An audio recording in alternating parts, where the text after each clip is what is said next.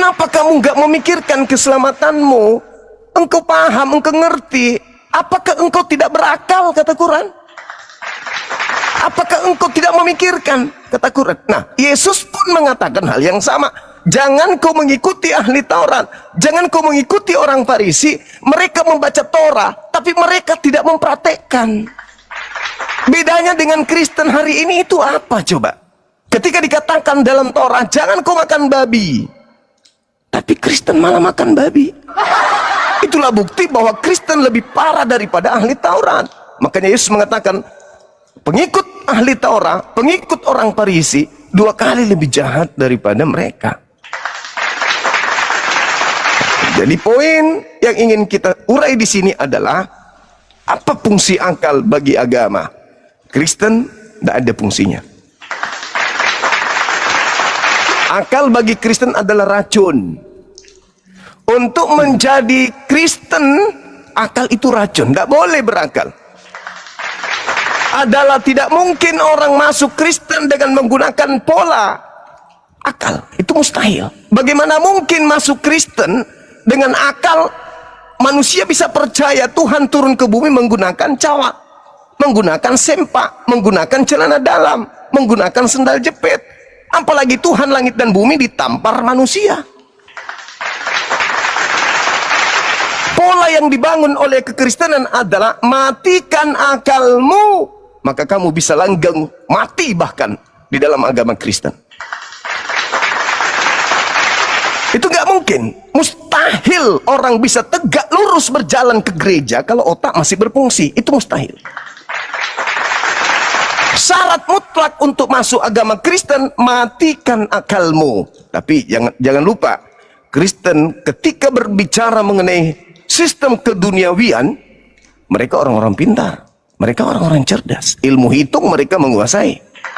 Tapi ketika berbicara mengenai Tuhan, ilmu hitung hilang seketika. Bapa, Anak, Roh, 1, 2, 3. Ada berapa di situ Tuhan? 1 katanya. Hilang. Ilmu hitung Anda bawa ke kekristenan, meja kekristenan, mimbar gereja, hilang matematika itu. Hilang matematika. Oleh karena itu, saya katakan bahwa apa fungsi akal dalam beragama? Islam, fungsi akal itu adalah fungsi yang tertinggi. Kristen, akal tidak boleh. Haram hukumnya masuk Kristen menggunakan akal. Tidak boleh. Kapan Anda masuk Kristen menggunakan akal, Anda akan gila di sana. Mau ke gereja tidak masuk akal, mau dibaptis tidak masuk akal, mau Natalan tidak masuk akal, semuanya nggak masuk akal.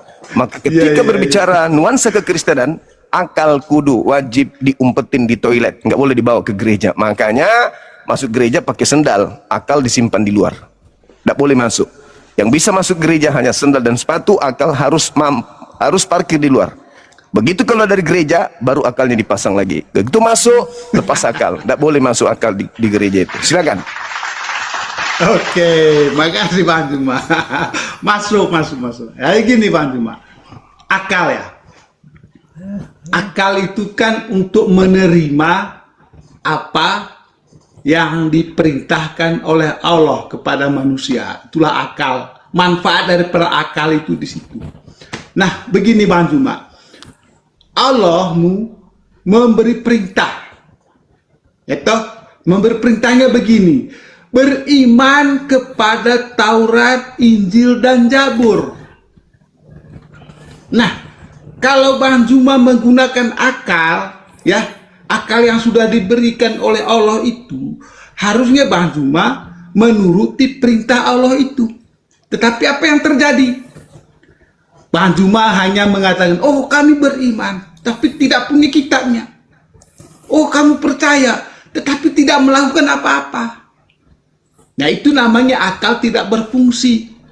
Hanya pergi ke masjid, hanya anu saja gitu aja, cuci muka apa segala macam, tapi tidak menggunakan akal yang untuk menerima perintah dari Allah itu. Allah mengatakan beriman kepada kitab sebelumnya, yaitu Taurat, Injil, dan Zabur. Tetapi Bang Juma tidak melakukan. Ya, itu namanya akal tidak dimanfaatkan. Allah mengatakan begini, di dalam Taurat, Injil, itu ada jalan dan terang. Ada cahaya dan petunjuk. Ya. Di situ di dalam Al-Quran mengatakan. Itu Allah mengatakan itu. Tetapi akalnya Bang Juma tidak dipakai. Kenapa? Kenapa Bang Juma tidak menggunakan akal yang sudah diberikan oleh Allah itu untuk menerima segala perintah yang diberikan oleh Allah kepada Juma? Kenapa? Allah sangat jelas mengatakan di dalam Taurat, Injil, dan Zabur itu ada cahaya dan petunjuk Bang Juma.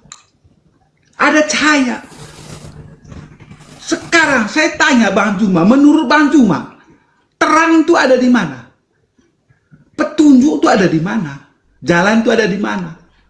Menurut Al-Quran mengatakan kalau Bang Juma menggunakan akal yang waras, ya, Al-Quran mengatakan di dalam kitab Taurat, Injil, dan Zabur itu ada jalan dan terang.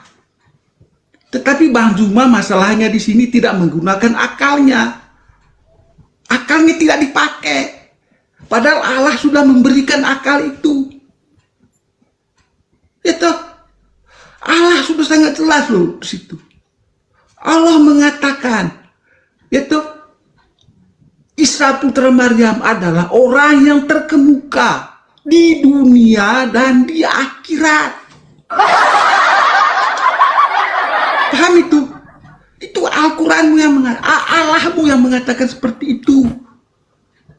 Dia orang terkemuka di dunia dan di akhirat. Kenapa Anda tidak bersolawat pada dia? Kenapa? Padahal dia orang terkemuka di akhirat. Nah itulah, akal itu tidak dipakai. Akalnya Bang Juma tidak dimanfaatkan. Karena Allah sudah memberikan semua. Semua itu akal sudah diberikan tapi tidak dimanfaatkan. Petunjuk sudah dikasih, terang sudah dikasih sama Allah. Tapi akalnya Bang Juma tidak menggunakan itu. Akhirnya Bang Juma selalu berada dalam kegelapan.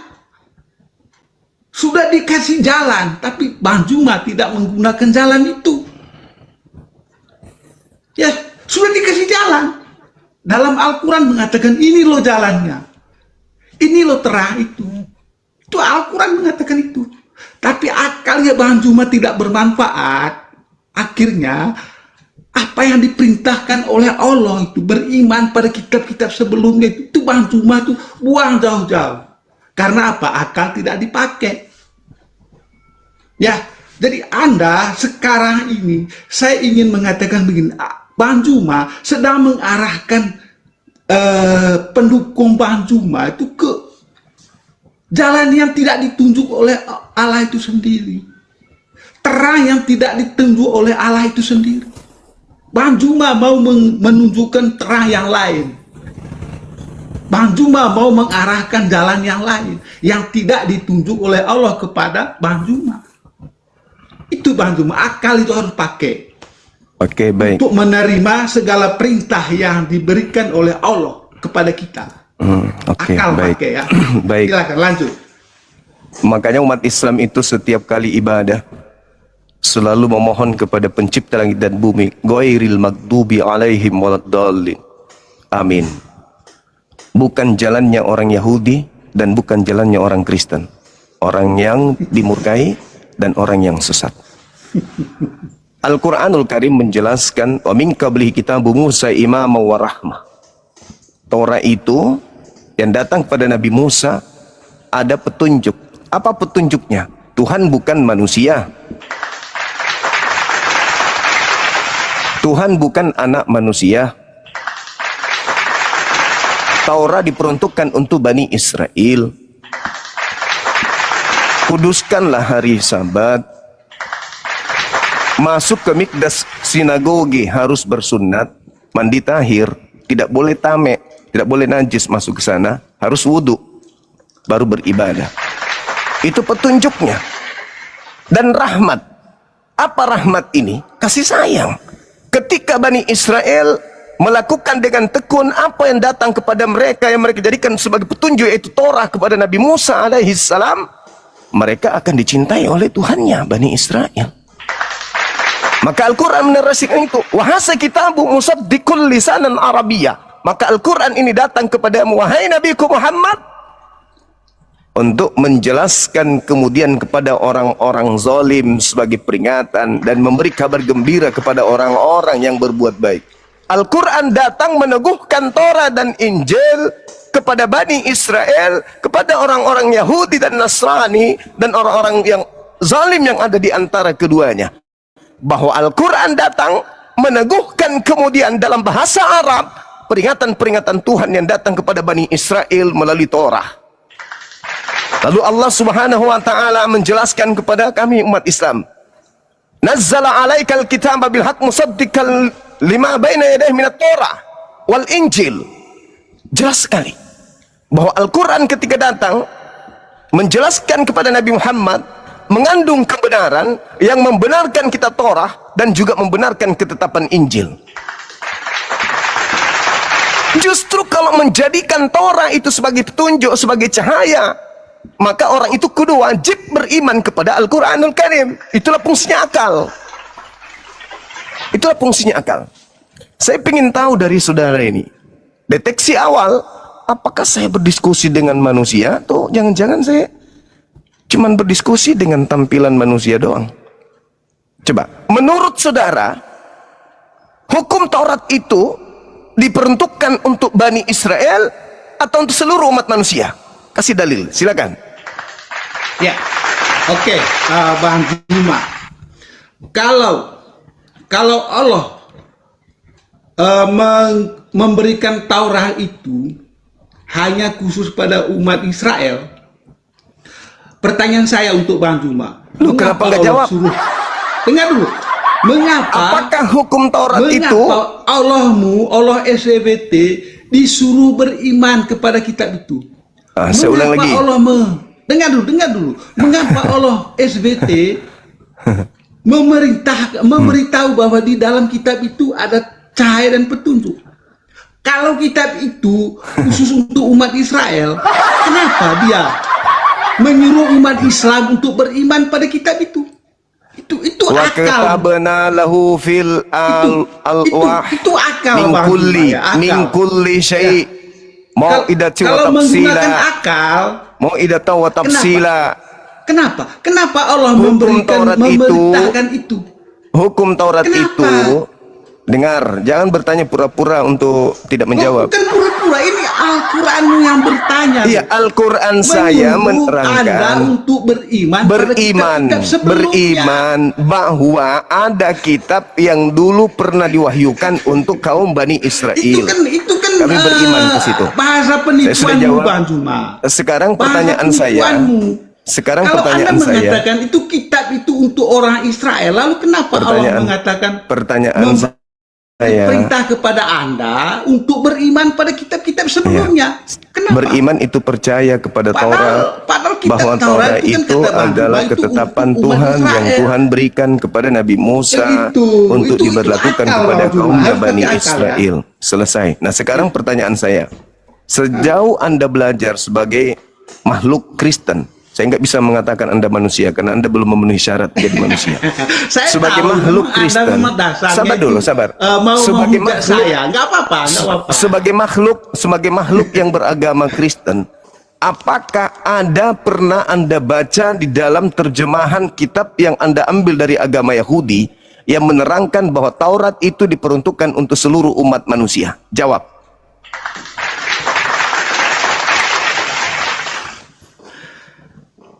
Gini Bang Juma ya. Jadi saya kira Anda ini Nggak masih lulus belum jadi menggunakan manusia. akal. Nggak lulus, Masih belum Anda nggak menggunakan lolos akal. jadi manusia. Anda tampilannya aja manusia. Anda nggak lolos. Karena Pertanyaan apa? saya, Anda ini pertanyaan hanya saya ulang. Ini yang ketiga kalinya nih. Allah mengatakan ini yang ketiga pada kalinya nih. kitab-kitab sebelumnya. Ini yang ketiga kalinya saya tanya. Ini Anda Apakah berakal atau ada tidak, di dalam gitu loh. terjemahan kitabnya Yahudi yang Anda ambil bahwa kitab Torah itu diperuntukkan untuk seluruh umat manusia sehingga umat Islam harus mengharamkan onta? Jawab, silakan. Ini yang ketiga kalinya. Jadi ya benar apa kata Bang Cuma bahwa Taurat itu hanya untuk umat Israel. Ya. Dengar dulu, dengar dulu. Saya mau jelaskan Bang Cuma. Itu untuk umat Israel, Taurat, ya toh. Terus? Ya, Injil untuk pengikut Yesus kan Injil. Nah sekarang Pengikut pertanyaan Nabi saya Isa Bang, alaihissalam. Jangan kalau pengikut Yesus. Taurat, dengar dulu. Kalau Taurat itu khusus untuk umat Israel, lalu kenapa Allah memberi perintah pada Bang Juma untuk beriman pada kitab itu? Ya. Mengapa? Oke, saya jawab ya. Mengapa? Dan mengapa Saya jawab. Dan mengapa Allah memberitahu kepada Bang Juma di dalam kitab itu ada petunjuk dan cahaya? Iya, saya jawab. Mengapa? Sebenarnya, Silakan. sebenarnya kalau Anda berakal, Anda sudah paham jawaban saya dari tadi. Makanya Anda harus berakal di sini. Kenapa Allah memberi perintah kepada Juma untuk udah kelihatan kamu udah keok. Kamu hanya mutar-mutar aja. Jawaban saya tadi sudah saya terangkan. Wa katabna lahu fil alwah min kulli syai'. Udah aku jelaskan tadi, dalam Torah itu ada pelajaran segala sesuatu sebagai ilmu dan juga sebagai penjelasan dalam segala hal yang ada pada zaman Nabi Musa. Dan segala hal yang diterangkan oleh Torah sebagai pelajaran dan penjelasan untuk segala hal kepada kaum Bani Israel. Ya kan? Nah, lalu pengikut Yesus nih diminta oleh Yesus agar kemudian jangan mengikuti perkataan ahli Taurat, tetapi lakukan jangan mengikuti perbuatan, tapi ikuti apa yang diperintahkan, apa yang diperkatakan. Artinya apa? Kata Yesus, praktekkan hukum Taurat itu. Begitu saudara Salesius. Anda belum lolos jadi manusia, belum. Karena Anda sendiri tadi mengatakan di awal, sabar. Saudara Salesius tadi mengatakan di awal bahwa membedakan antara manusia dengan binatang adalah akal. Ternyata Anda tidak lolos jadi manusia. Anda belum menggunakan akal. Oke, silakan saudara Katolik, Protestan.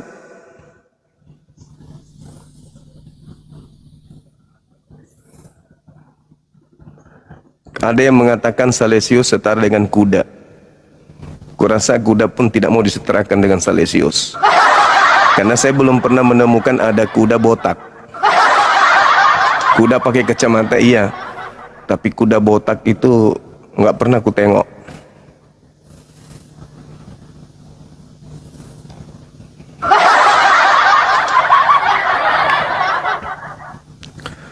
Ya jujur aja, memang aku nggak pernah lihat kuda botak. Saya ke Medan nggak ada, di Dumai kemarin nggak ada, di Malino sini nggak pernah aku tengok ada kuda botak.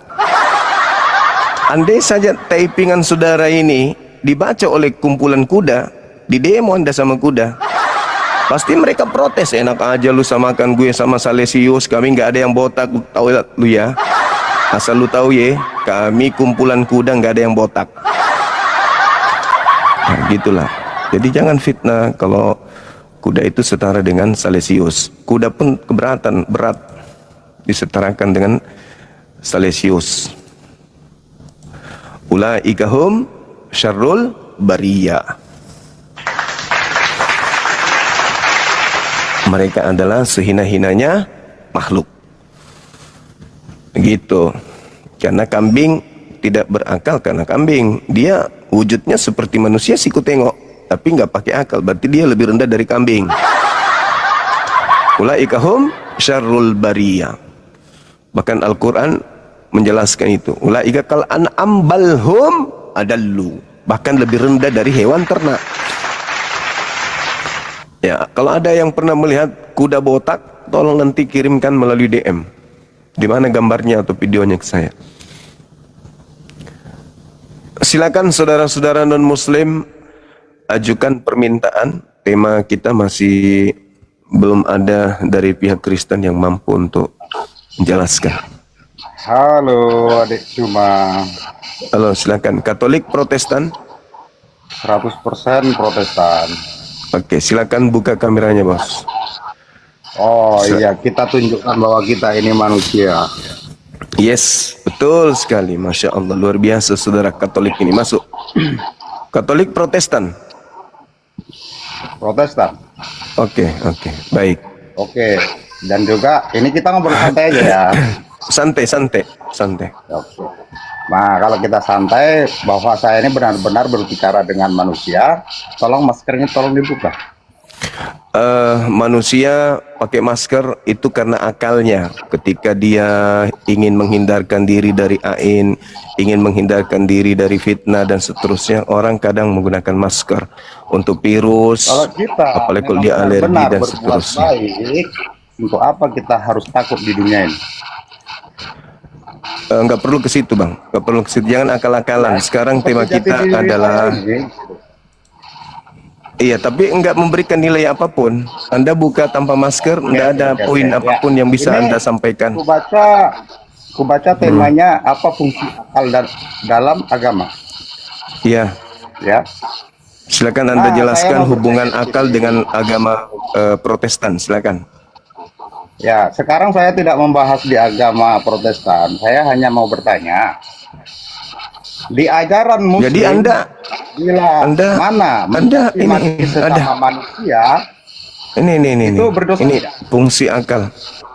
Ini fungsi akal, Bang. Yang kita bahas tentang fungsi akal, hubungannya dengan agama. Yang namanya orang bertuhan dan beriman itu menghina sesama manusia ciptaan Tuhan itu dosa nggak? Tergantung konteks. Iya, Tergantung enggak. Aku konteks, kan Bang. sering lihat kamu live itu. Kamu kan sering.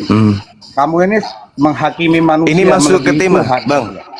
Masuk ke tema, Bang. Enggak, Masuk kita ke kan tema. harus, kalau memang manusia beriman dan bertuhan harus bisa menjawab. Oh, pasti Ya. bisa. Cuman kan temanya ini. Ya. Kalau Apa fungsi kamu agama? menghina orang Apa dan fungsi menghakimi akal? orang agama lain itu di ajaran agamamu itu dosa tidak itu? Tergantung konteks. Kan udah aku jawab tadi. Yesus mengatakan kalau kepada orang sudah non-Yahudi menghakimi sebagai anjing dan seseorang, babi. Iya, kalau orang sudah menghakimi Yesus seseorang, menyebut orang-orang di luar kelompoknya dengan sebutan babi dan anjing. Jadi tergantung konteks. Tergantung iya, saya konteks. kan bertanya Yesus tentang keimanan mengatakan ini. orang Kristen itu di luar Yahudi itu adalah anjing. Nah, Coba. sama juga halnya di Muslim. Gitu ya. Muslim kafir katanya kan. Ya udah. Kalau begitu nggak usah bahas itu. Kita bahas hubungan akal dengan agama saja. Ya Gitu. disitulah kamu itu tidak mempunyai akal sehat dan Lah, hati kenapa nurani bisa? yang sehat. Apa bisa alasannya? Karena Kenapa kamu bisa masih alasannya begitu? mencaci maki sesama ciptaan Tuhan. Tergantung konteks. Yesus mengatakan kepada non-Yahudi dengan sebutan babi dan anjing. Aduh, adik. Aduh, gimana Zaman toh? sekarang ini Yesus menyebut kamu orang sebagai anjing. berlomba-lomba, ya, mengejar kebaikan. Tergantung Tapi malah konteks. Mengejar adu domba. Oh, mama Udah, kalau nggak sanggup masuk tema, Anda boleh turun. Kalau bukan tidak sanggup, kamu yang tidak bisa Ya udah, Mas, menjawab. mari kita diskusi Saya terkait dengan detail wajah apakah laki-laki. Kristen itu Kamu tidak apakah bisa Kristen menunjukkan jati dirimu. apakah Nah, Kristen apalagi itu perlu saya sebutkan alamat lengkapku. apakah Kristen itu masuk akal? Nah, itu. Nah, disinilah kau itu tidak punya niat baik, makanya kau bersembunyi di maskermu itu. Bang, saya ini Tunjukkan kalau pensiun kamu dini itu dari mempunyai salah satu niat-niat posisi etika baik. area Tunjukkan. manajer di sebuah Gitu. bank negara di Indonesia ini. Anda nggak usah ragu tentang Kau itu. itu kan bukan pejabat penting kau. Kau kan hanya mencari nafkah. Ya, di minimal TikTok Anda ini. tahu saya. Itu. Minimal Anda tahu saya. Ya. Kalau tahu hanya dari matamu Saya- yang ku tahu, saya tidak mengenal 5 tempatnya. perusahaan, 5 perusahaan saya direktur utama. Ya, aku Jadi tidak perlu Anda ragukan itu. Jangan jadikan itu sebagai alasan. Masuk ke tema ini, masuk ke tema. Masuk ke tema. masuk ke tema, nggak usah bahas pribadi.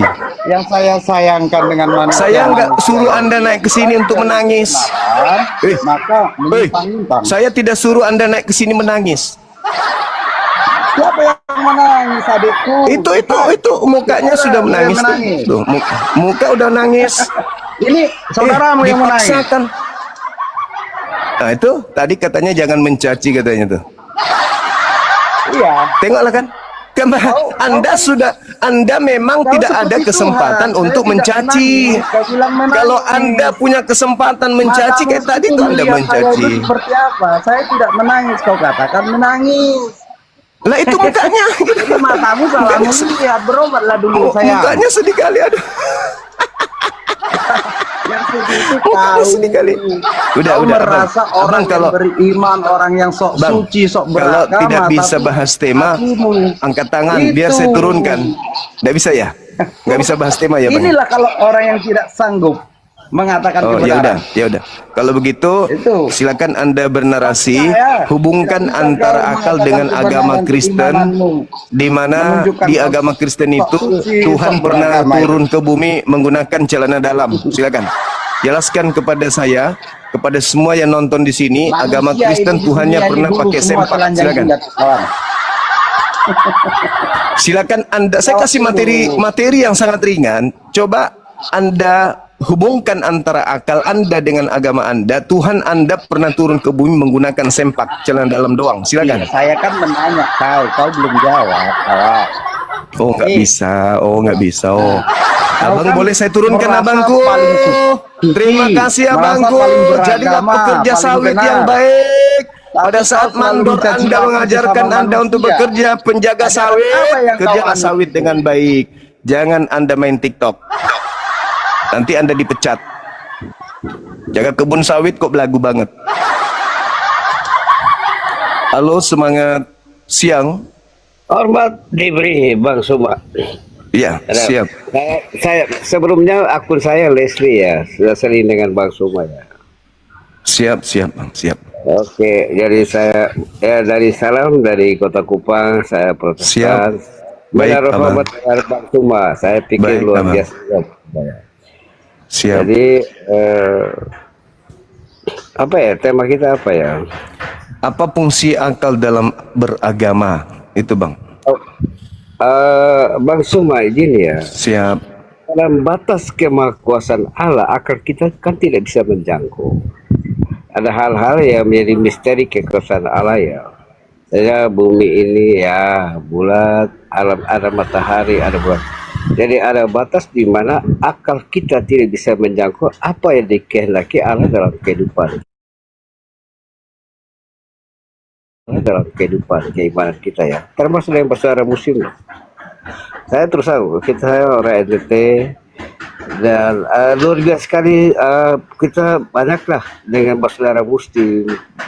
Jadi yang penting paling utama dalam kebersamaan itu kita tidak mungkin menjelaskan bahwa kita datang dari Allah yang berbeda ya.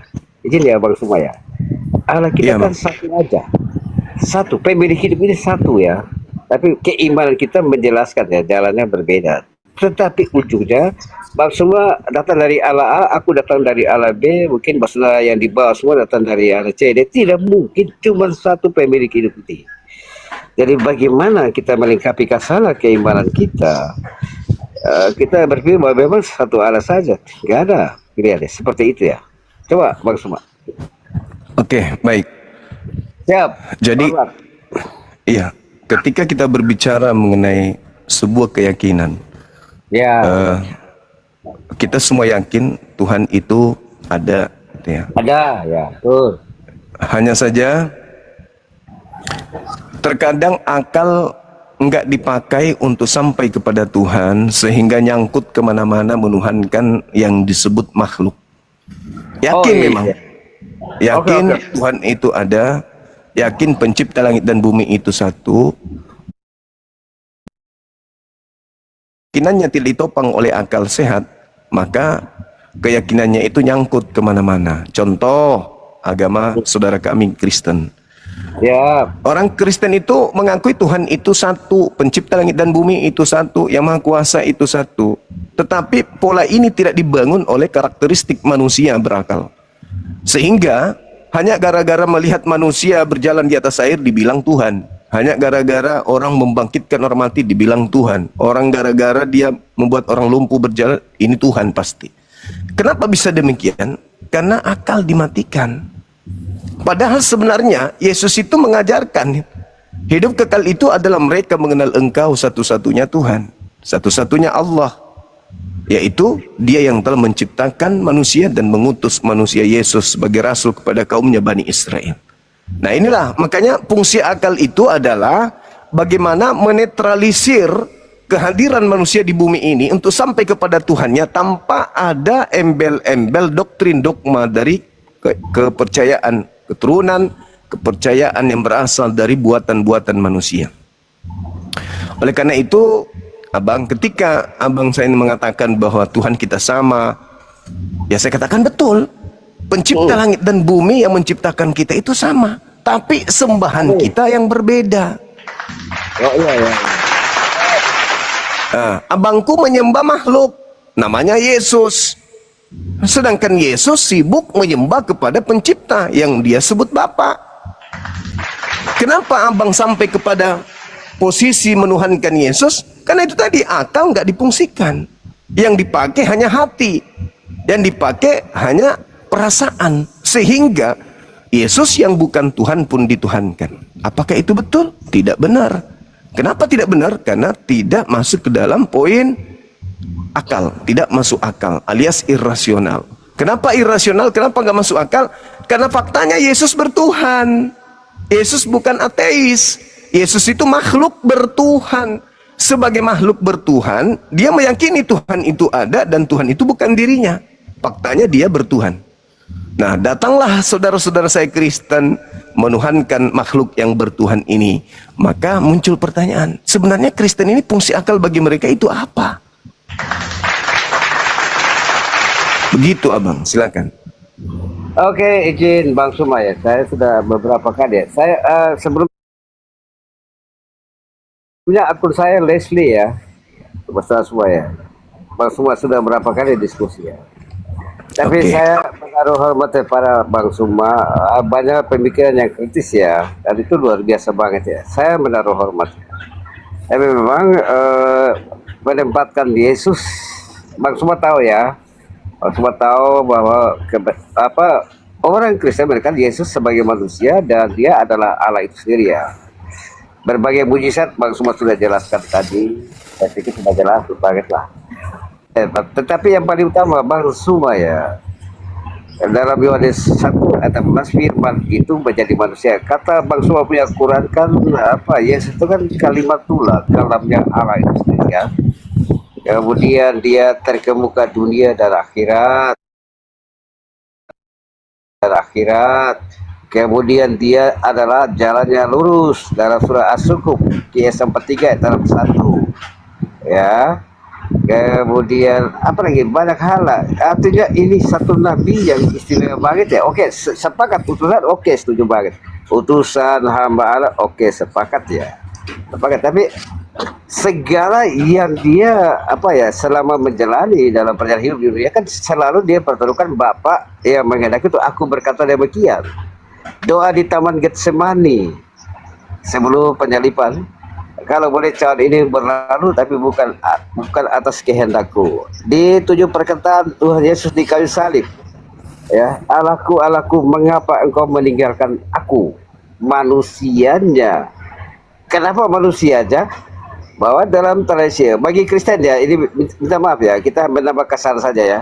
Bagi Kristen ada pengorbanan untuk urusan pengampunan dosa, syukuran dan seterusnya. Termasuk saudara muslim juga ada dong. Misalnya itu kan dalam Israel Yahudi juga ada ya. Ambil domba yang mungkin kulit putih mulus, apalagi sapi juga yang harus yang oke lah. Begitu. Tetapi maksudnya saya pikir kita sepakatlah bahwa Allah yang menghukum Adam dan Hawa dan yang bisa membalikan menjadi jembatan Allah itu sendiri kan. Nah, dalam tradisi Yahudi sebagaimana dalam perjanjian lama kitab Tanak miliknya orang Yahudi, bahwa ada korban ya sebagai amanah Abraham ya, Ishak dan Yakub. Kita agak berbeda situ ya, tapi ada korban yang mau dipersembahkan untuk menyatakan ikhlasnya keimanan kita di hadapan pemilik hidup ini. Karena Yesus ini datang sebagai manusia, firman itu menjadi manusia, manusia benar dong. Pertama Yohanes 2 ayat 7 ya. Saya akui ya sebagai manusia. Dalam Filipi 2 ayat 6 sampai 8, Allah mengosongkan diri menjadi seorang hamba supaya dia menjadi sama dengan manusia. Kemudian dalam Kolose 2 ayat 9, dalam tubuh jasmani segala kepenuhan Allah ada pada dia. Jadi saya pikir mungkin kita ada beberapa hal yang mungkin kita ya saling melengkapi lah. Diskusi ini menambah kasana keimanan saja, tapi luar biasa banget. Kalau omong tentang Paulus ya sering didengarkan, tapi dalam Roma 9 ayat 5 Paulus menempatkan Yesus sebagai Allah itu sendiri, Bang Suma. Ya, jadi itu luar biasa sekali. Tapi itu keputusan keimanan masing-masing ya. Jadi begini, yang paling utama dalam kehidupan keimanan kita, kita merasakan kehadiran kuasa Allah dalam kehidupan keimanan kita. Bagi Kristen, kuasa dalam nama Tuhan Yesus. Oke, Bang Suma, hormat diberi. Beta saudaraku itu lengkap. Siap. Oke, makasih. Hormat. Makasih. Siap. Ya. Oke, baiklah, Bang Suma, beta izin pamit. Beta menaruh hormat Bang Suma luar biasa. Ya, sekali. makasih Bang, makasih. Kita menaruh hormat kepada Bang Suma ya. Terima kasih. Baik. Dan semua yang di bawah hormat diberi. Silakan aku ingin pamit ya. Bang Baik, Suma. Abang, baik. Silakan. Amin. Siap. Hormat diberi Bang Suma. Beta suka Siap. sekali. Suma kritis banget. Beta suka. Oke. Makasih ya, Bang. Hormat. Terima kasih. Siap. Makasih ya, Ingin Bang. pamit ya Bang Suma. Oke, Nanti ketemu makasih di Bang kesempatan lain. Paulo. Siap. Beta Leslie. Bang Leslie, sorry. Ya. Siap, Bang Leslie. Oke. Baik. Hormat. Iya, makasih.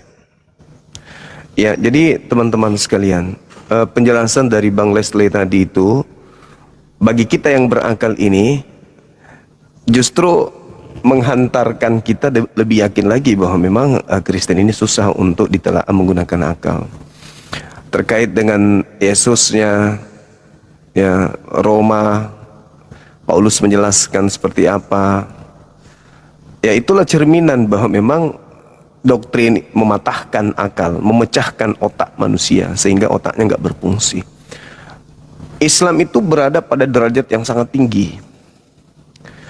Karena ketika orang-orang mengatakan bukti Yesus Tuhan, kami sejahtera, kami bla bla bla dan seterusnya, itu hanyalah sebuah ungkapan orang-orang yang tidak memfungsikan akal. Bahwa pencipta langit dan bumi itu maha mencukupi makhluknya. Dia disembah atau tidak disembah, pencipta langit dan bumi tetap aja memenuhi hajat daripada makhluk yang ada. Al-Quran menarasikan begitu tingginya apa kata Quran. Sanurihim ayatina fil afaq wa fi anfusihim. Bagi orang berakal, kata Quran, mereka bisa menangkap bagaimana pencipta langit dan bumi itu memperlihatkan kekuasaannya, kebesarannya di seluruh penjuru. Jadi kalau ada orang mengatakan, ya Yesus itu maha kasih, buktinya saya berdoa padanya, saya diberikan. Orang Islam yang memiliki ilmu tinggi terhadap keadaan itu, paham betul. Wah, Anda berdoa kepada Yesus, tapi yang mengabulkan doa Anda adalah Allah Subhanahu wa Ta'ala. Anda memuja Yesus, Anda memuji Yesus, Anda menyembah Yesus, Anda kemudian mengidolakan Yesus, menganggap dia Tuhan. Tapi ketika Anda berdoa, bukan Yesus yang mengabulkan doa Anda, tetapi dia Sang Maha Pencipta. Allahus Samad. Itu.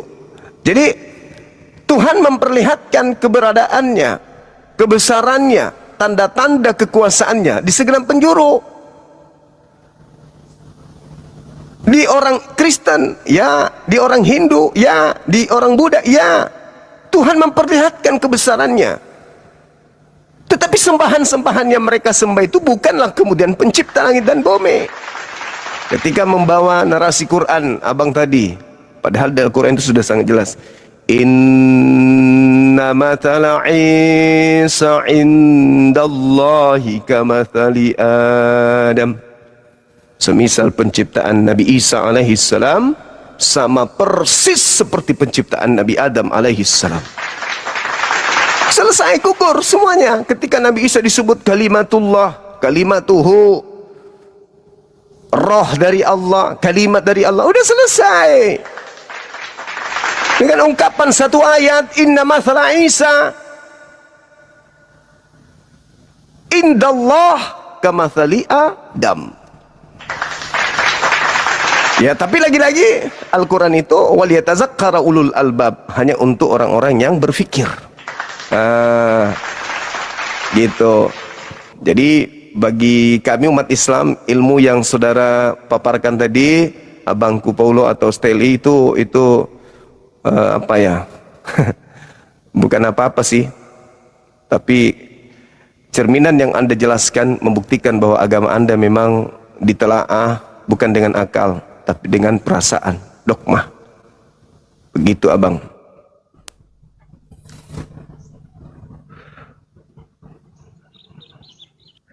Semangat siang.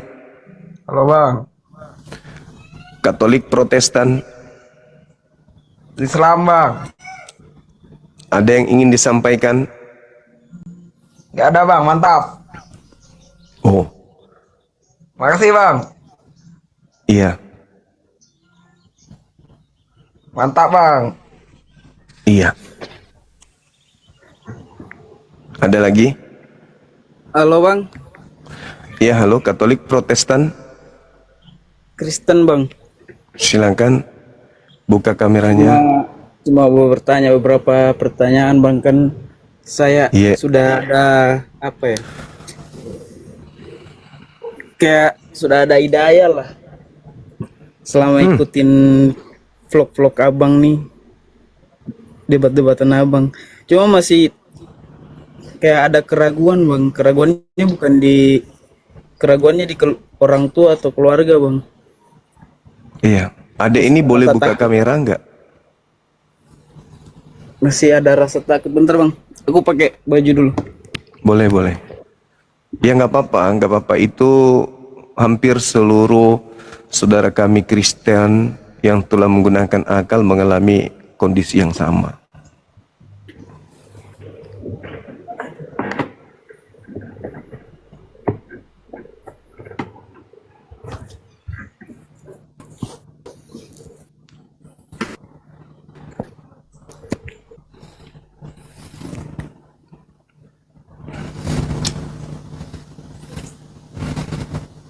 Coba tanya kakak nak. Nanti abah ganti bilang. Halo.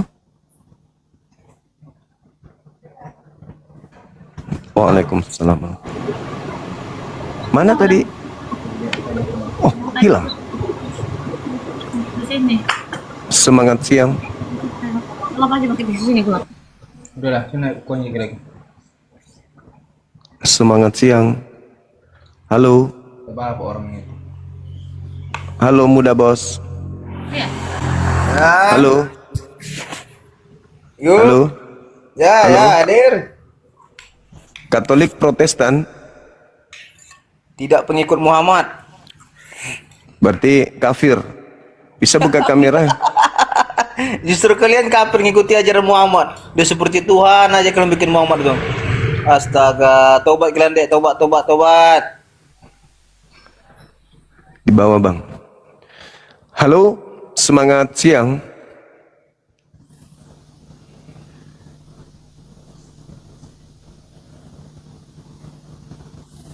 Silakan teman-teman non-muslim ajukan permintaan.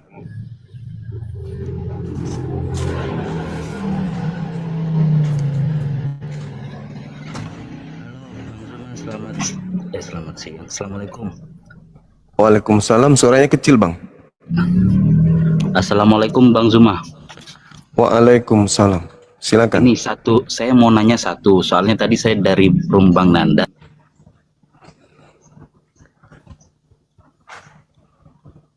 Semangat siang. Halo. Teman-teman non-muslim ajukan permintaan. Saudara muslim tahan dulu ya. Kita naikkan yang non-muslim dulu. Kita diskusi dengan non-muslim. Tema kita ini.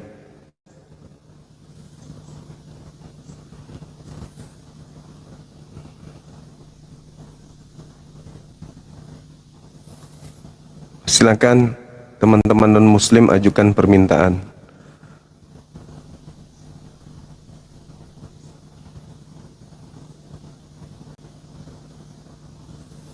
Yang muslim batalkan dulu permintaannya Bang ya. Kita diskusinya dengan non-muslim dulu. Iya, silakan.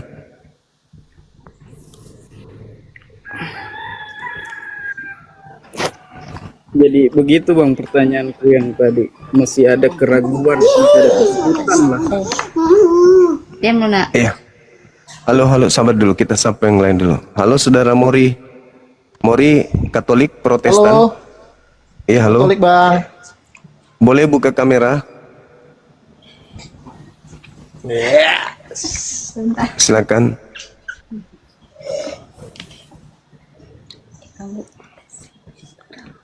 Oke. Sabar ya, Ade ini yang tadi lebih dulu. Katolik ini ada tema apa fungsi akal dalam agama? Bisa Anda jelaskan hubungannya akal Anda dengan kekristenan, connect nggak?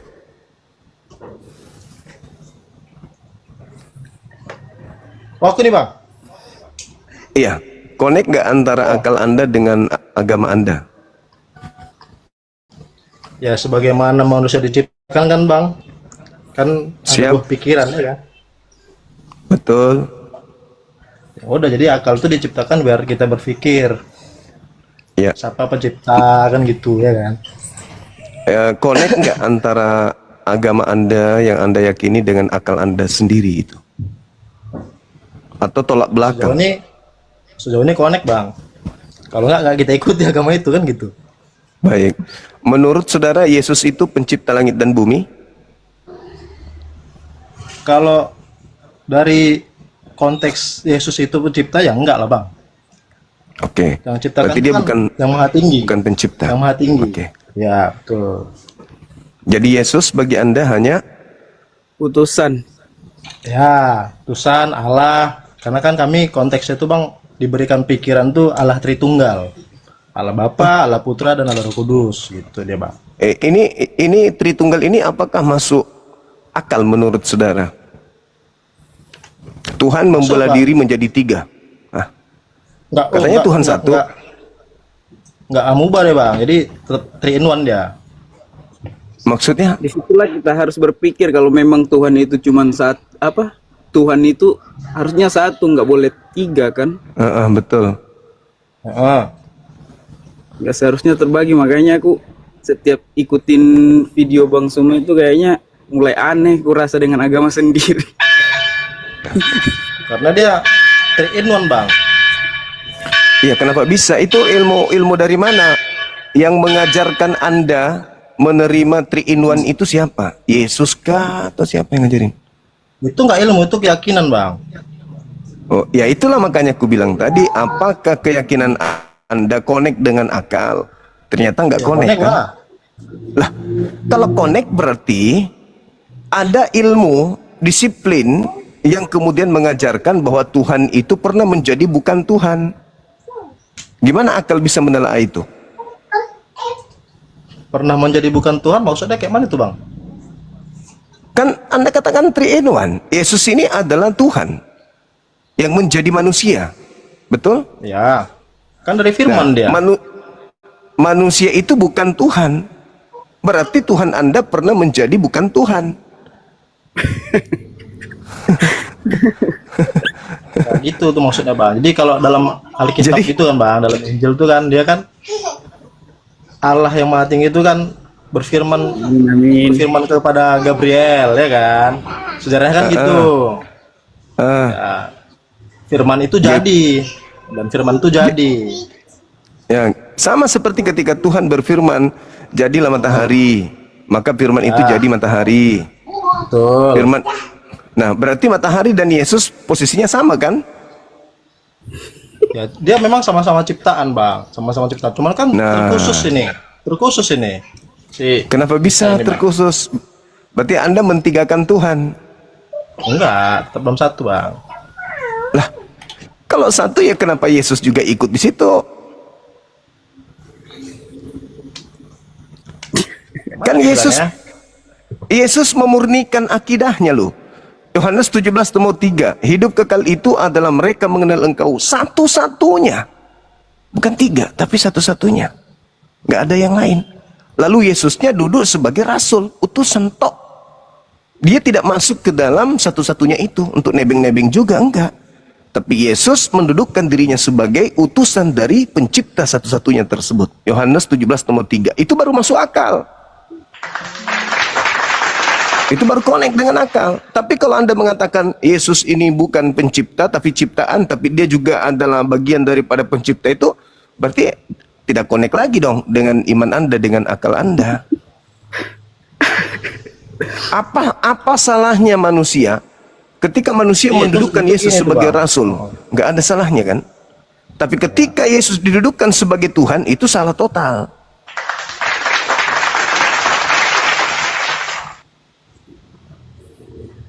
Jadi kepercayaan Anda ya irasional. Begitu, Bang.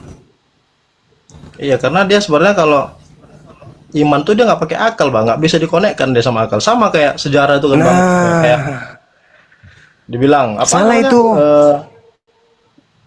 Manusia tercipta dari apa? Diciptakan dari kera, kan gitu kan?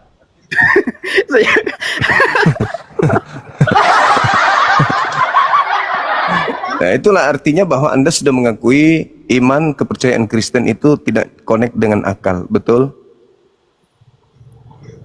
Memang susah dikonekkan, Bang. Susah dikonekkan. Itu karena itulah dia iman. Berarti kita harus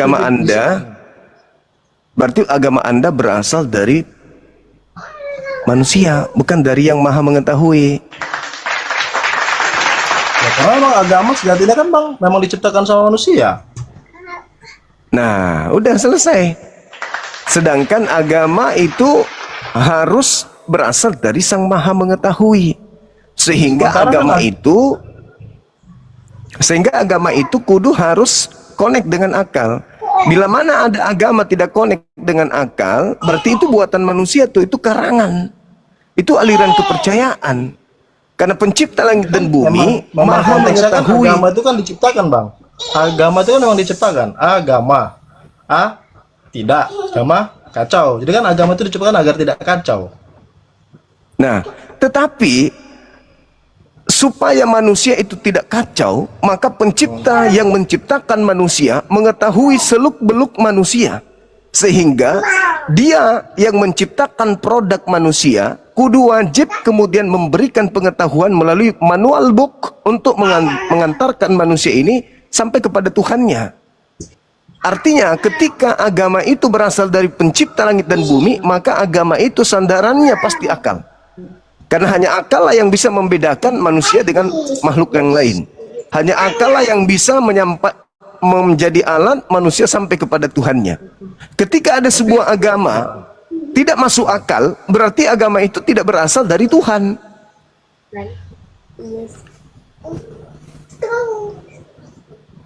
Tapi kan semua yang diciptakan kan memang dari Tuhan, Bang. Semua yang diisi di dunia kan diciptakan Tuhan yang ciptakan. Kayak mana itu? Iya, betul. Betul, tapi agama yang Anda anut ini adalah agama yang tidak dibuat oleh Tuhan. Keyakinan yang dibuat oleh manusia.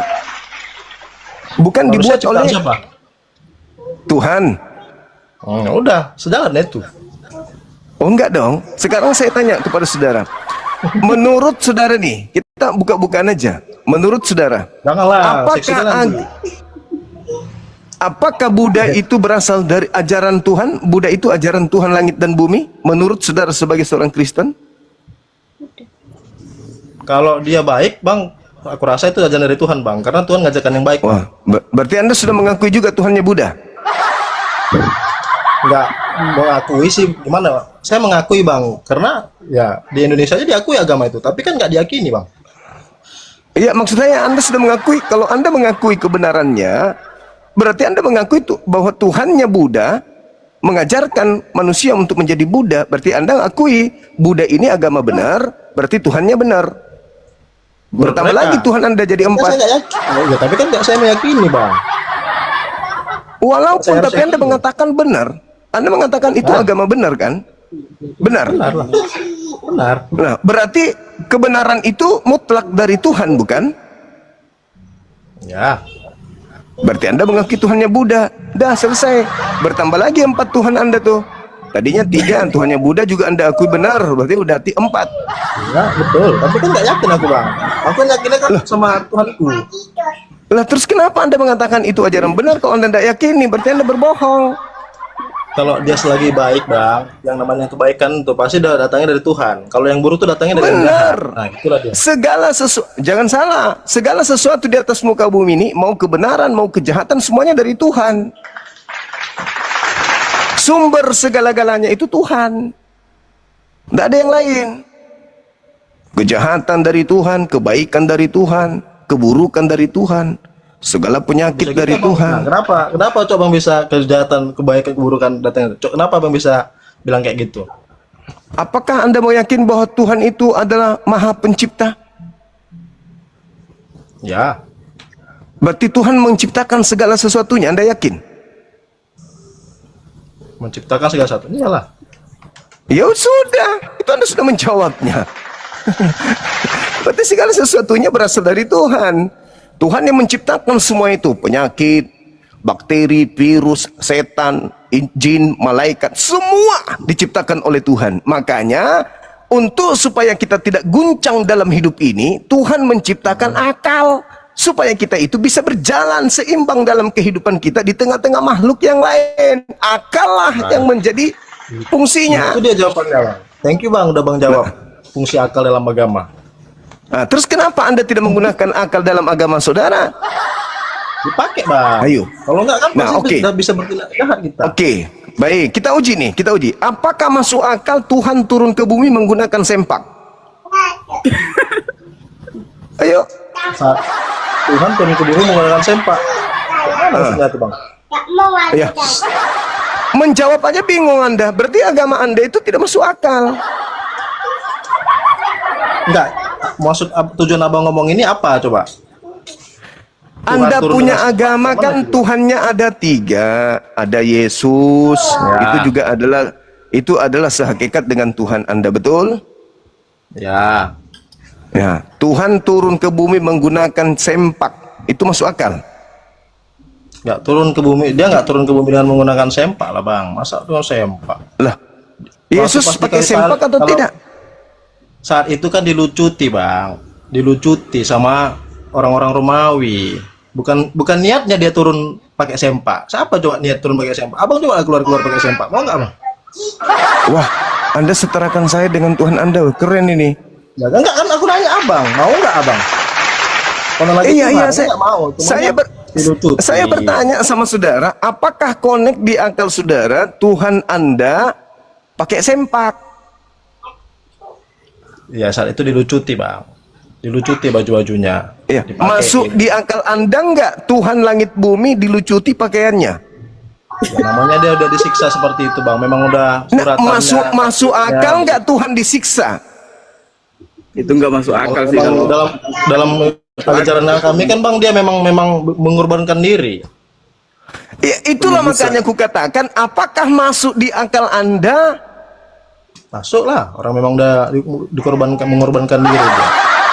Tuhan disiksa sama ciptaan. Berkorban, Bang. nggak masuk akal apa itu. Kalau Gimana ceritanya pencipta langit dan bumi yang maha kuasa disiksa sama makhluk? Ya, karena kan tujuannya kan untuk menghapus dosa manusia, Bang. Ya itu iman, itu kepercayaan, itu bukan akal. Itu tak masuk akal. Tuhan yang maha dahsyat, maha pencipta ditampar oleh ciptaan. Itu cuman iman, itu cuman akal-akalan Anda, itu doktrin, itu dogma namanya, itu nggak masuk akal. Ya, itu kan biar menurut Abang. Tapi itulah dia, Bang. Sudah tertutup dia akal sama iman, ya kan? Mana ada masuk akal itu? Itu nggak masuk akal, itu nggak masuk akal. Nggak masuk akal, Tuhan langit bumi turun ke bumi, disiksa sama ciptaan.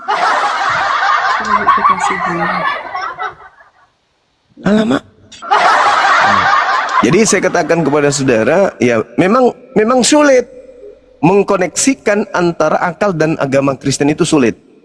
Karena agama Kristen tidak masuk akal.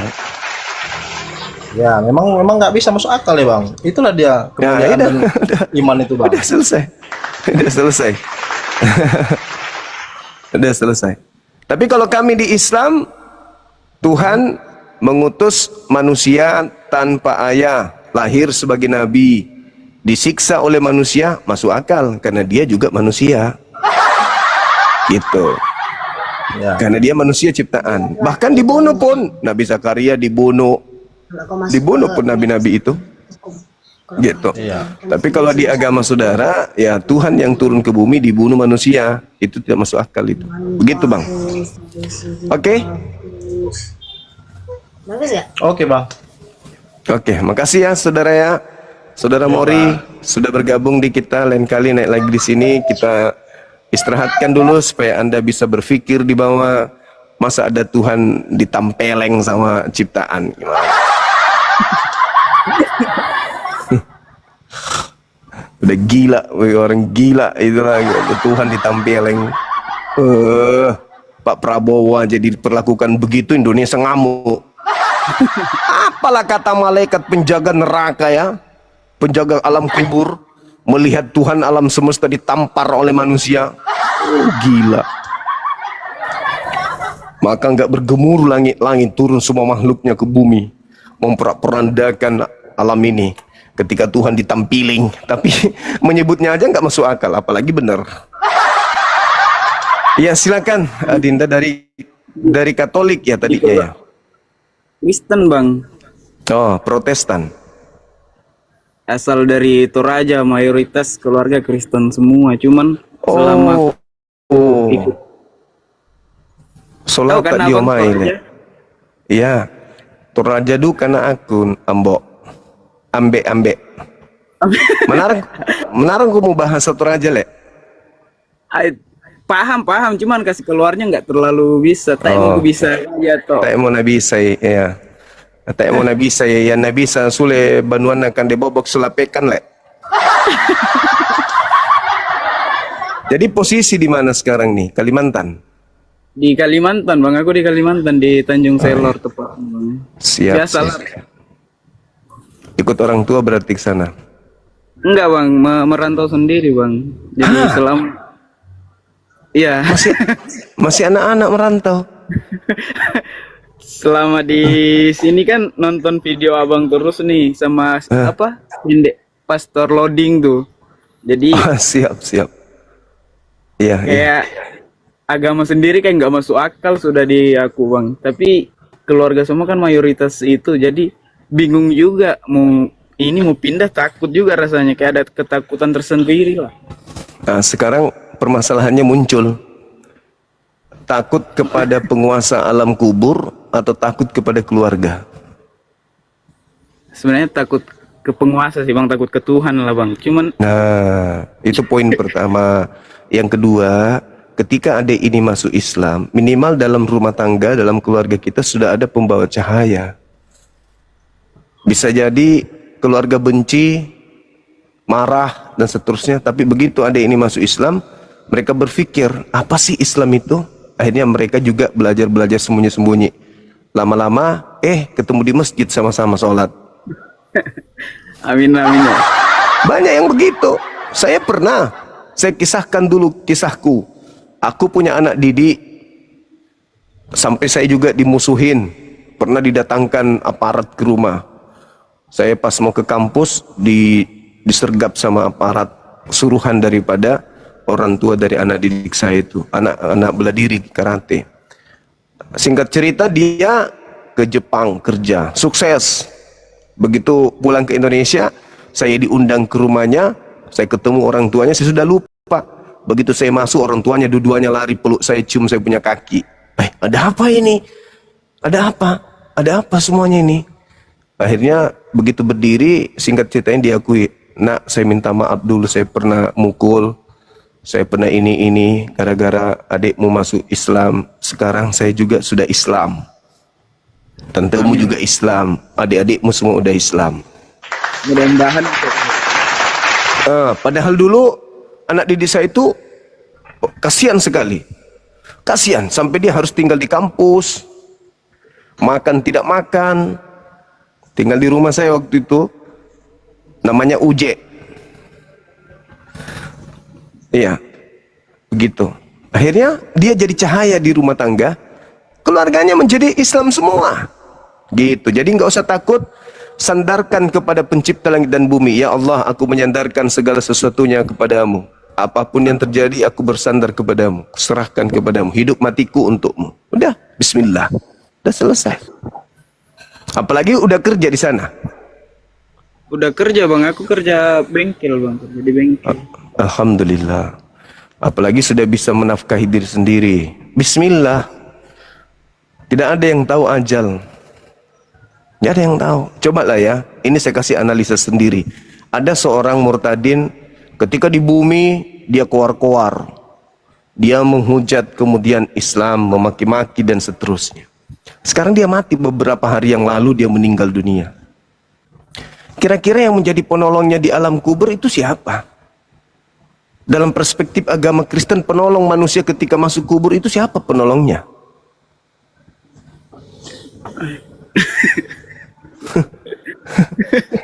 Bingung juga. Iya. Siapa penolongnya? Aku mau bilang Tuhan Yesus juga nggak bisa kan, dia juga manusia bang. Dia juga tidak pernah mengajarkan kok tentang Kristen, tidak pernah. Nggak pernah Kata juga. Yesus, apa kata lo? Aku mau nolong lo, enak aja lo. Emang gue pernah ngajarin lu ke gereja? Emang gue pernah ngajarin lu nyembah gue gitu? Emang lu pernah gue ajarin lu makan babi ibadah minggu, merasulkan Paulus? Pernah gue ajarin lu untuk mengkitabkan perjanjian baru? Kan gak pernah. Enak aja lu, kata Yesus. Tapi gue kadang mikir bang, kalau memang Yesus itu Tuhan, kenapa dia harus turun menyerupai manusia kan? Kenapa nggak langsung ini aja? Kan dia Tuhan, dia maha kuasa, dia maha Iya, bisa kan? betul.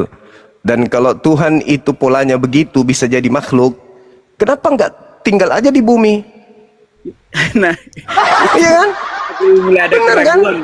Iya. Jadi sekali turun ke bumi untuk menyelamatkan manusia, ya selama-lamanya di bumi aja dong. Habis dari Amerika, membuat orang Amerika menuhankan dia, pindah lagi ke Malaysia. Seluruh orang Malaysia menuhankan dia, pindah lagi ke Indonesia. Seluruh orang Indonesia sudah menuhankan dia, pindah lagi ke negara yang lain. Itu baru konsep itu betul. Tapi kalau dia Tuhan turun jadi manusia, cuman di Yerusalem, tapi gagal menjadikan Yerusalem menyembah dirinya, ya Tuhannya gagal dong. Sejak kan nggak mungkin Tuhan gagal kan? Kan maha Ya kuasa. itu dia makanya.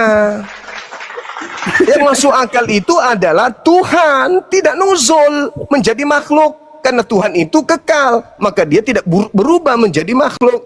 Sebab makhluk itu tempatnya kelemahan. Yang benar adalah Tuhan mengutus para nabi, termasuk Nabi Yesus. Lalu manusia diberi pilihan, maukah kamu beriman kepada Yesus atau kau tidak mau beriman kepada Yesus? Yang mau beriman silakan, Yesus adalah nabiku, Yesus adalah rasulku. Imani dia sebagai nabiku, imani dia sebagai rasulku. Ada orang yang mengimani sebagai Tuhan. Kan koplak. Itu kan aku namanya sayang sama Tuhan sendiri kan, sayang sama Yesus itu. Kan setauku Yesus itu kan cuma utusan. Jadi kalau mau makin sayang katanya banyak juga yang kudengar kalau makin sayang nih percaya dia sebagai nabi lah, apalah. Jadi selama aku ikut nonton abang udah ketemu adalah ketemu jawabannya. Ya iya, alhamdulillah. Jadi kalau pola yang dibangun oleh Kristen, Tuhan turun ke bumi jadi manusia karena kasihnya, oke, kita coba ikuti irama irasional tersebut. Sekarang kalau Kristen melakukan dosa, bagaimana cara mereka menghapuskan dosanya? Kalau dulu kan tebus. Ya ditebus. Berarti bebas melakukan dosa sekarang. Masolang generasi. Bingung jadinya bingung kan kalau kayak gitu. Aku juga Kadang mikir kayak gitu, jadi bingung jadinya. Nah sekarang kalau dia mengatakan, saudara teman debat saya gini, oke, dosa-dosamu terdahulu ditebus Yesus, oke. Sekarang kalau lu bikin dosa lagi, kayak mana cara menghapuskan? Apa jawabannya? Bertobat. Ya, sama dengan Islam dong. Iya, Bang. Ya berarti untuk apa dia turun? Untuk apa dia menjelma jadi manusia kalau ujung-ujungnya bertobat? Ya cukup akui dosa, datang ke rumah ibadah, ya Rob, ya Tuhanku pencipta langit dan bumi. Aku menyesali segala perbuatan-perbuatanku yang tidak baik. Ampuni dosaku ya Tuhan. Udah selesai, diampuni. Kok Tuhan turun mati dipantek sama makhluknya? Alamak. Seharusnya Kalau pola itu benar, harusnya setiap tahun Tuhan turun lagi, sedikit-sedikit turun. Begitu ada yang ingkar kepadanya, turun lagi. Hei, aku Tuhanmu nih, lihat nih ke langit, lihat ke langit. Ada di atas dia jubah besar. Hai orang Indonesia, aku Tuhan. Jangan kau minum tuak ya. Kalau pola itu betul. apalagi kalau pulang Toraja itu, Bay. Di Toraja itu kan mayoritas di sana Kristen.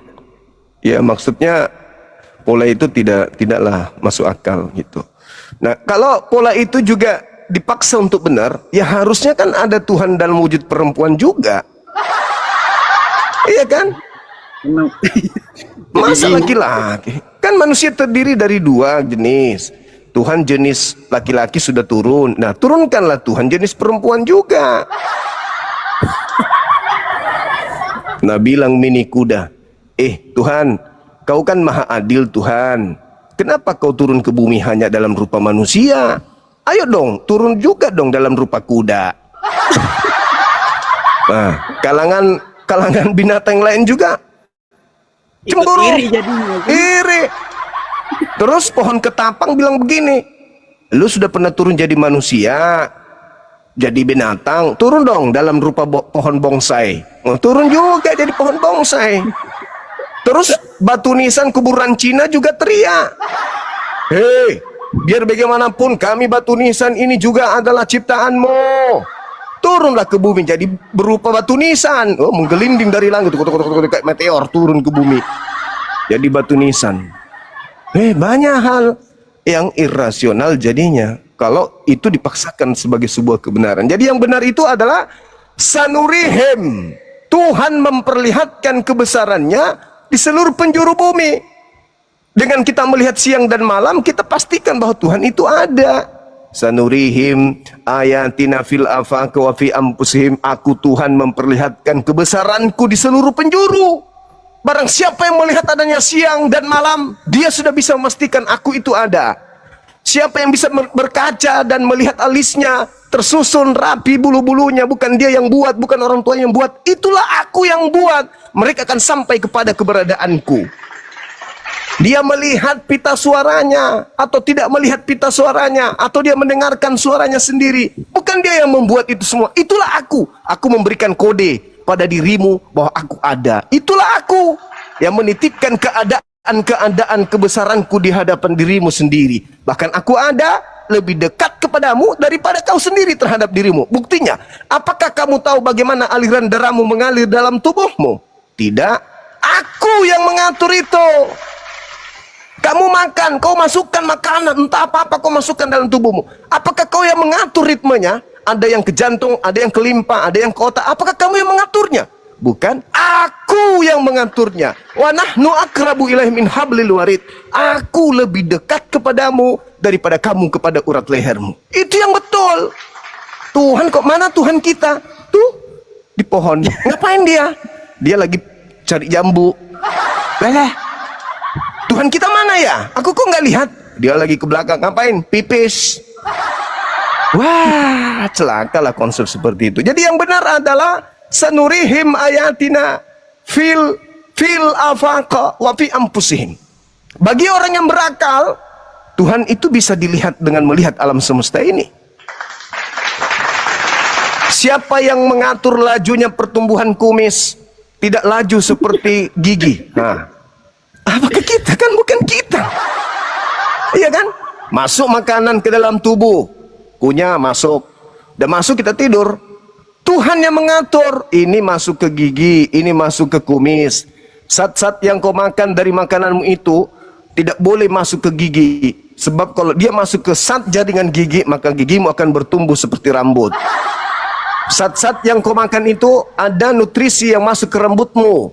Supaya gitu masuk ke rambutmu, dia harus membuat rambutmu bertumbuh dan panjang dan seterusnya.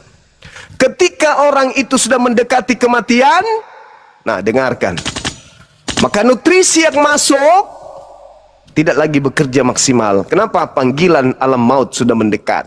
Rambut sudah mulai rontok sedikit demi sedikit.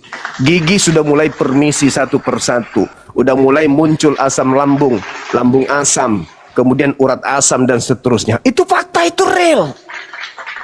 Apa buktinya bahwa alam maut sudah mulai menari-nari memanggilmu? Rambutmu sudah mulai berubah warna. Kulitmu sudah sedikit demi sedikit berkerut. Bang, namanya Itu. kalau syarat-syarat masuk di Islam itu apa aja, Bang? Yang pertama, akal. Harus berakal sehat dulu, tidak boleh gila. Berakal sehat.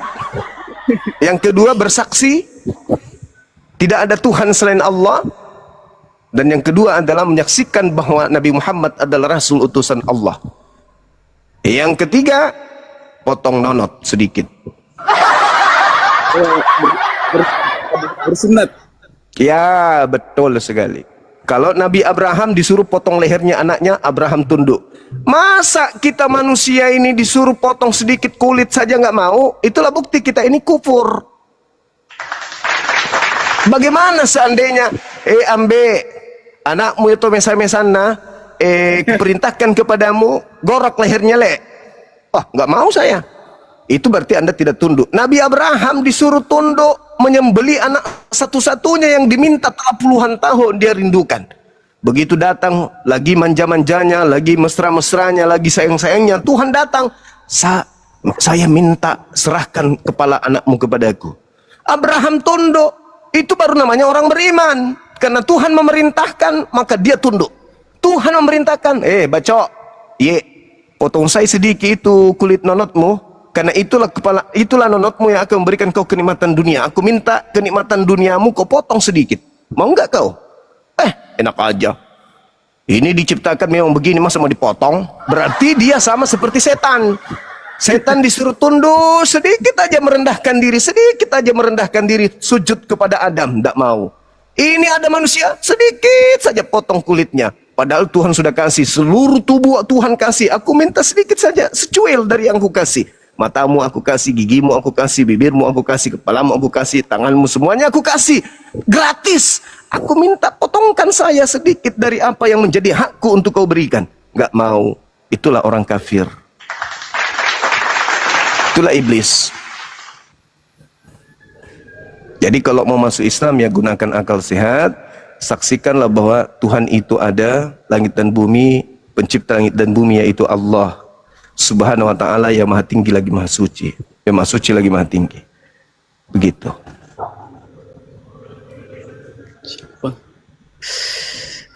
Kayak gemetar aku, Bang, rasanya kayak merinding. Ya memang begitu, Ade. Anda masuk Islam, Anda sudah Islam dari lahir. Begitu besar orang tua Anda yang meninggal, yang membuat Anda jauh dari Islam. Orang lahir itu dalam keadaan Islam. Islam itu apa? Tunduk, berserah diri. Anak bayi itu, mau apakan saja dia pasrah, dia terserah. Orang tua mau buat dia jadi perkedel pun anak-anak itu tidak melawan, dia pasrah. Sebagaimana Tuhan telah menciptakannya menjadi lemah, dia pasrah dengan kelemahan itu. Sebagaimana Tuhan menciptakan dia tidak mengerti bahasa, tidak mengerti warna, tidak mengerti bentuk, dia pasrah keadaan itu, dia muslim. Begitu dia besar, orang tua dan lingkungannya lah yang membuat kemudian anak itu menjadi Islam, atau menjadi Kristen, atau menjadi kafir. Nah sekarang Anda sudah dewasa. Ketika kecil, Anda pasrah dikasih pakaian, tidak memilih. Orang tua kasih kita pakaian daster waktu bayi pun kita pakai. Kita nggak ada kekuatan untuk memilih.